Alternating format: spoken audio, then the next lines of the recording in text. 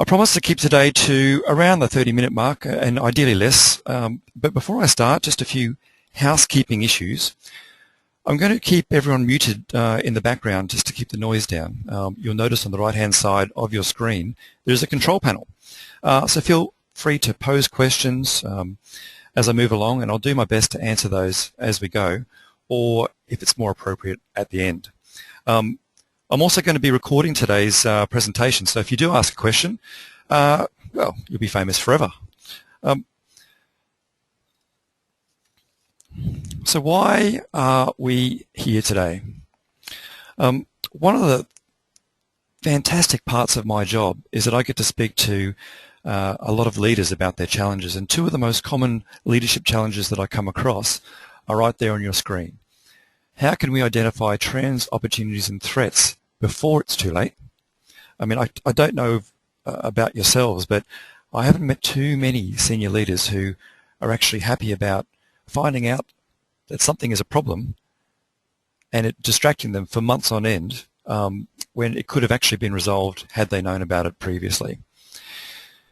The second issue is around agility. So what can the organisation do to remain agile, innovative and in control of change in order to establish long-term sustainable competitive advantage?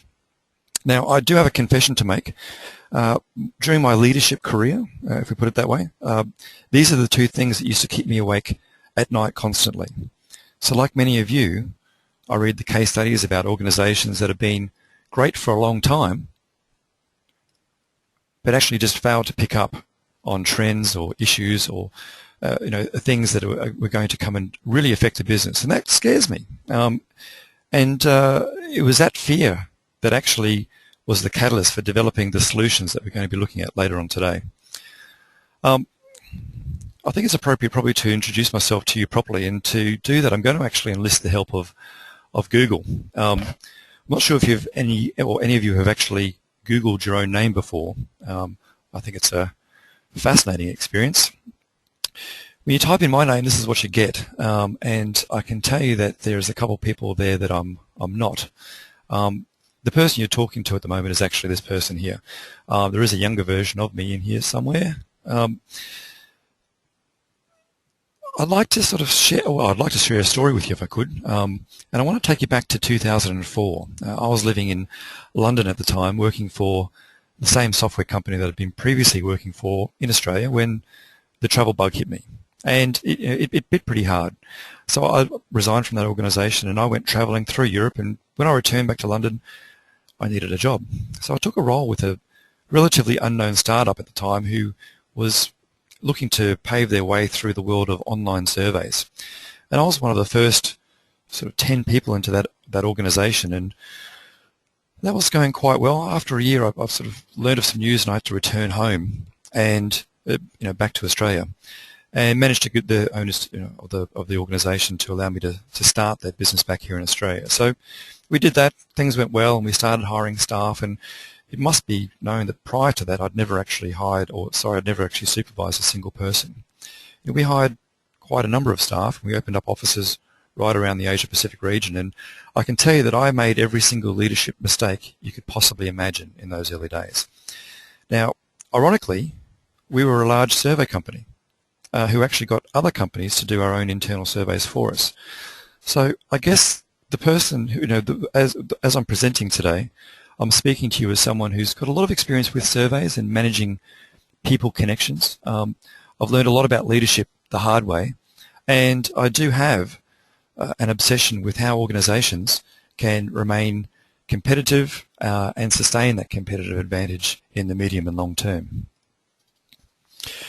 There's 5 things I actually wanted to cover off before we get into looking at some technology platform today. This one is a pretty obvious one, but employees are humans too. The fact is we're 80% emotion and 20% thinking, and in recent times I've developed a very active interest in what neuroscience is teaching us about ourselves. As humans, we're mostly emotion.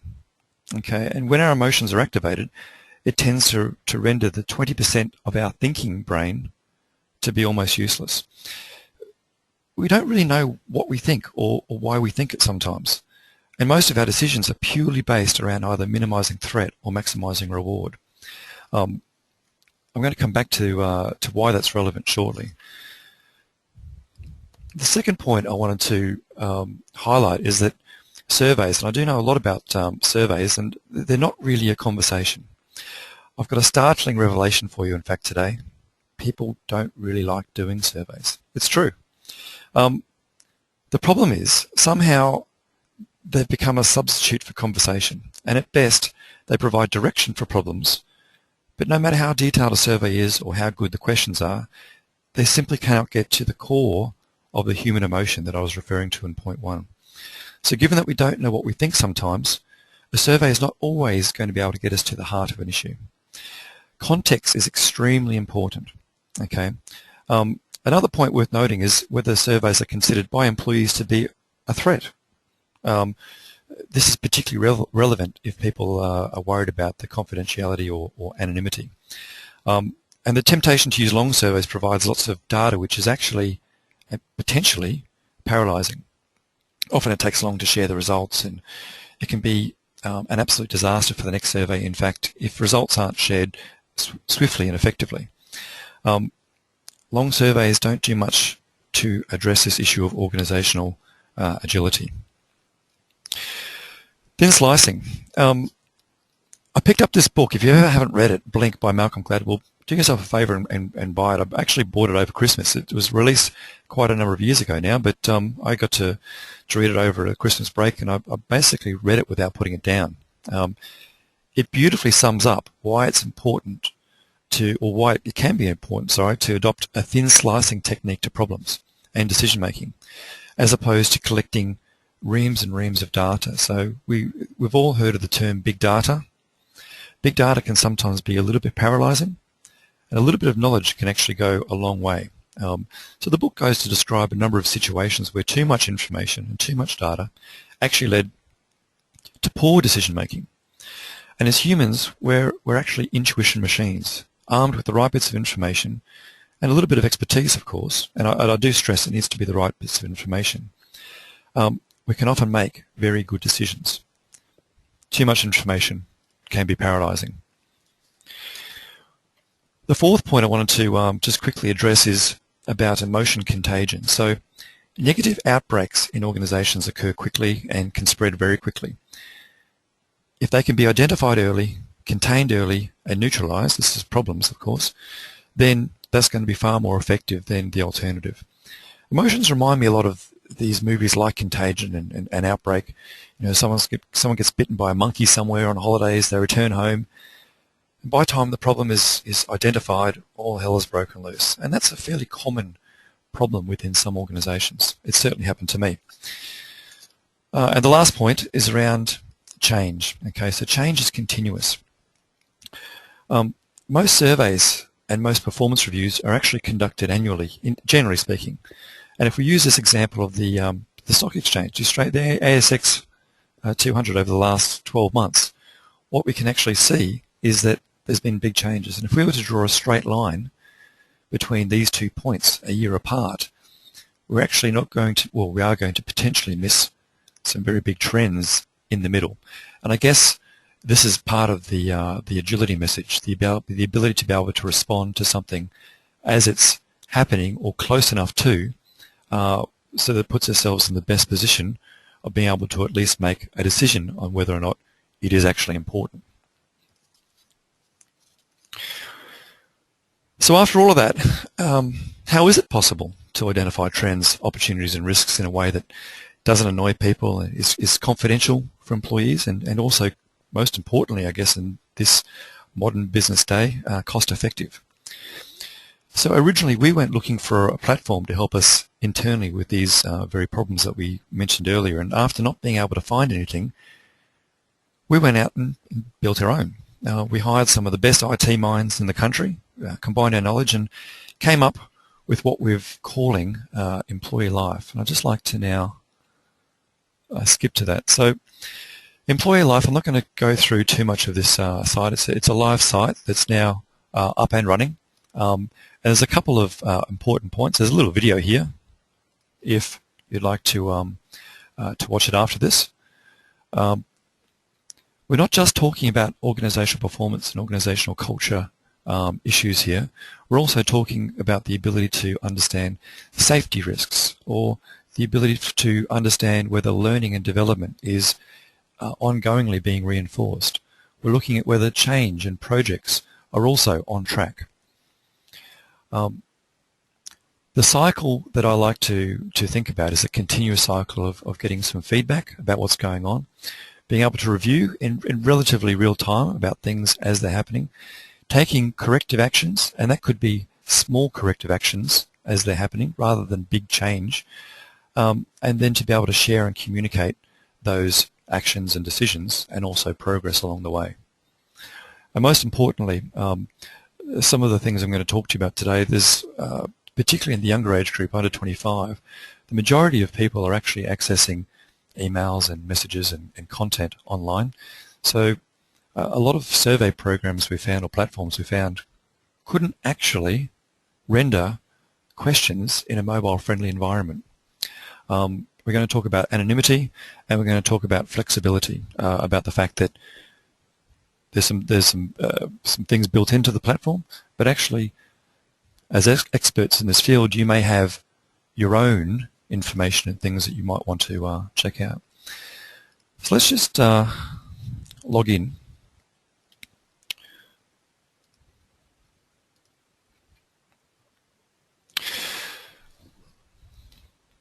Okay, so what we're looking at here is a bit of an overview page, okay, and for those people who registered for the webinar prior to this morning, you would have received something, a short number of questions, which is Employee Life Webinar here, and I'll be coming back to that very shortly. What this platform does is it works on the assumption that internally you've got access to a lot of information about your employees. And so what most people do, or what we tend to do, is to, let me just sort that out. So through a CSV file, or through a regular update, or through integration with systems, what we're able to do is not just keep a record of which people we're communicating and engaging with, but also to set up various parameters in advance. So this could be location, it could be department, it could be start date, it could be age, it could be any variable that you want to be able to track people by, and I'll show how that works shortly. Once we've got people set up into the system, we've got a little button here called Create Survey or Poll. This could actually be create any type of communication. And the way that this works is we're able to select a date, either now or in the future. We've got the ability to be able to run a one-off little exercise, a little pulse now, or to be able to send a continuous cycle of feedback. By continuous, what we're really talking about is the ability to ask a couple of questions on a regular basis, pre-automated, so that sitting in the background is this constant, small, very easy to engage with pulse that actually helps to pick up on things as it's happening, and I'll explain that a little further shortly. We can pick the people who we're talking to, of course. This is the same list that you would have seen before, and we can send things to certain types of people within the organization. And most importantly, the platform's built with a number of pre-existing questions or statements or other things that you may want to check, not just around organization performance, but around workplace health and safety, around learning and development type issues, and perhaps around project and change management. A lot of organizations are actually putting together their own question sets because of previous activity that they've already completed, or because they've actually got a series of things that they want to monitor. The choice is there. What I'm going to do is I'm going to actually flick over to something which is actually quite dangerous. I'm going to live in real time go into my email. So those of you who would have registered prior to this morning, you would have received something that looks a little bit like this. Remember, any communication that comes from the platform is a do-it-yourself platform, so you would actually be in charge. and there's certain things that you can change, and these variables here about the subject line and all of this information here can actually be altered. What you would have received is something that looks a little bit like this. So simple questions, we prefer to, or the suggestion is that if you make simple statements and get people to grade them, either on a scale, this is a simple 10-point scale, there's going to be other options available, of course. I'm just going to whip through here. Importantly, what happens is if you're looking at this on a mobile phone, this is actually what happens. Okay, so depending on the size of the tablet, the reason we've done this is because, again, a lot of people are accessing information on mobile phones, and it needs to be simple and easy. You can't go off the screen, and big long grid questions don't really work on mobile phones. Don't worry so much about what these questions or the wording of these statements are. You'll notice that a lot of some of them are very common to questions you may have already previously asked before your staff members. And obviously there's the option of putting in, I'm just going to put that in there. So one of the biggest criticisms and drawbacks of any survey research is that there's no feedback. And so we've just added this simple little feature at the end of each time someone does something, just to give something back.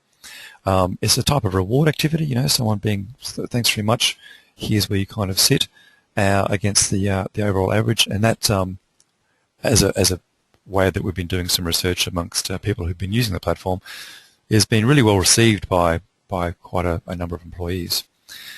So once that's done, what we're able to do is, oops, let me just log in.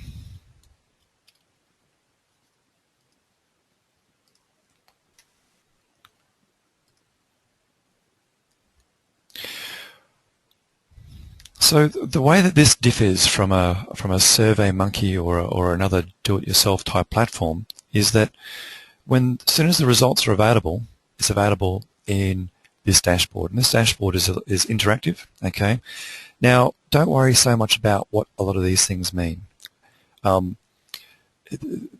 There's different elements of this that can be customized.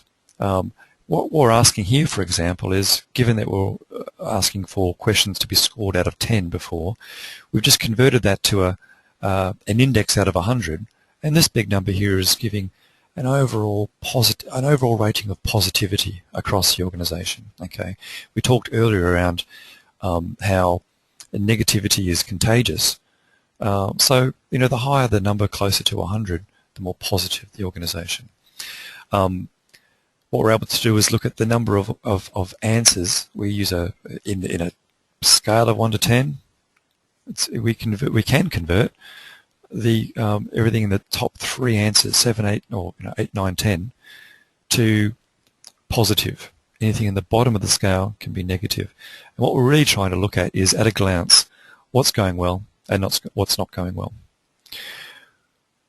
These are the categories in which the questions that we asked this morning and what you just saw fit into, and we can use a traffic light system to look at red, orange, green, depending on how the system and how the platform is set up. And again, these can be customized depending on whether these are characteristics or categories that are relevant to your organization. These are just little widgets here our tech team likes showing off in terms of some of the ways that they can present information. But the way I tend to look at these is to actually look at what's going well, what's not going as well, and what are some of the common words that are coming through in some of the text responses. The other thing, because you'll notice that we didn't have to ask anyone about location, and that way we kept the questions really short, we're able to, in real time, look at how things are changing between different parts of the business. This is an interesting feature up here. I'll just click on that again. Anonymity is a massive feature of this platform, and when we were doing the research, employees were often concerned about the fact that, is their response truly anonymous? The anonymous feature, when it's turned on, is able to make sure that if anything's got less than 5 responses, it doesn't show up, which means that employees do have a lot more confidence about the fact that things are confidential. These here, location, department, whichever parameters you actually choose in the first place when you're setting up the system, will automatically appear here. One of the other features of the system, apart from this, is I'm just going to flick over to another demo site. So remember, this is meant to be really, really simple. Okay, and what we're really looking at here is the ability to be able to identify things that are happening in real time and be able to identify trends over time. So what we're looking at here is actually a setup where we've got 3 quarters in a row where we've been asking relatively similar questions. And in this setup, what happens is the organization would have been asking a couple of questions, a couple of statements each month, so about a minute's worth of activity each month, and to be able to look at whether or not things are changing over time in comparison to the overall average of the site. Again, this is an overall rating of positivity. And automatically, we're able to see whether or not things are going up or trending up or down. And if they are trending up or down, in this example here, what we're able to do is just quickly drill down and to sort of see what's sitting behind that, so different questions that might make up that category, and what's really happening behind the scenes. You can see some other options that are available here. This particular demo site has chosen to review information by age and by length of service, for example. So again, this is meant to be extremely simple. It's a tool which can complement your existing activities, and it's meant to be something which is very simple for employees to engage with. It sits below the annoying radar and provides a simple way to just check in continuously as often as you would like to, either preset in advance or now, and to give an overall idea. It's more of a compass, if you like, of where potential issues might lie and where they might sit, and where you might want to start then drawing your attention towards in order to be able to discover an issue or a problem or even an opportunity before it's too late. I'm just going to check to see whether or not there are in fact any questions. Okay, there's not as yet. Please feel free on the right hand side to pose any questions if you'd like to. There's one other thing I'd like to talk to you about. So what you've seen today is, sorry, this is just my email again that you can see. What we've been talking to about today is a simple way of checking in with staff members and trying to ask less questions more often about the things that are important to you in order to check. There is a reinforcement factor here, so the way that we use this internally is rather than just purely asking questions. If you send out something that's important to an organization about values, for example, then by someone seeing that reinforcement of that in a very simple and unobtrusive way, there is a reinforcement effect, and I can't remember exactly what the psychological theory is, but if someone is aware of something, then they're more likely to change their behavior by 25 to 30% or thereabouts. The other part to the system, I just wanted to give you a little bit of a sneak preview, is something that we've been working on. The other lumpy part of the other feedback that we're getting around how can we remain more agile and how can we have a more continuous connection with our employees is this concept of being able to either log information as it happens or being able to prompt people within the organization to be able to keep a record of their performance. So at the moment, one of the tools that we're playing with, and we're not actually, this hasn't been necessarily released yet, but I'll be curious for anyone on this call to speak to see whether or not this is something that's of interest. Every day I get something like this. Or it could be every week, every day, every week, every month. It's all there. And what it's basically asking me is just to remind myself of what's actually happening. So I can reply to this email and add information in, and it goes into my own little performance diary, work log. This is something which, if the performance reviews are annual, getting managers and employees to be able to just keep a really simple record of what's been going on can help to power a much better conversation. And ultimately, these types of tools are there to power a much better conversation.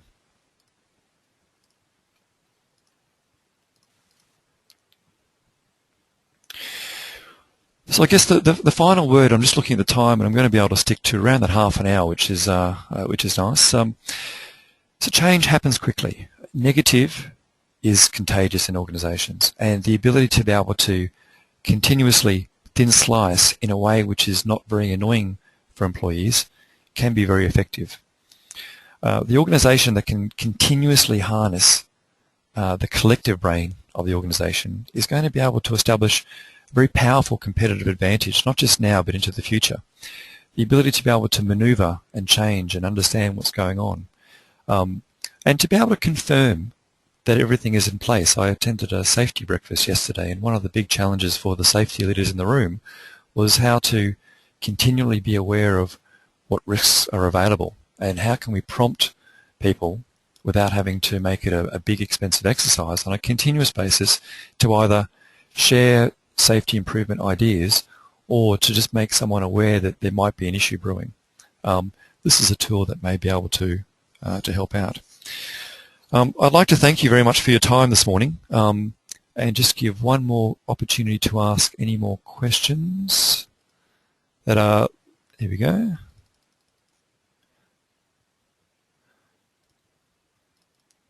Okay, so we do have one question around how do you upload emails?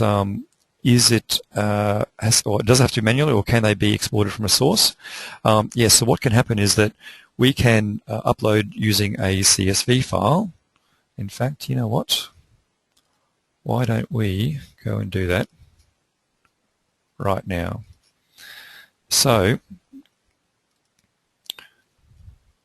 there's a little upload employees button here, and what would happen is with a simple CSV file, so in the column, the first column, email address, second column, whatever the parameters might be division, the third column, date of birth, fourth column, whatever it might be.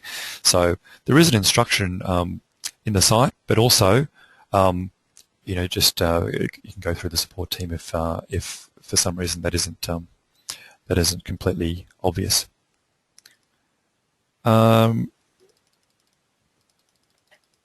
Okay.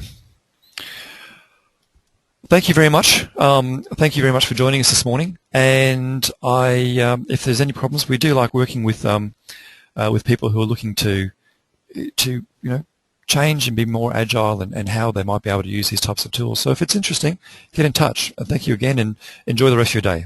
Goodbye.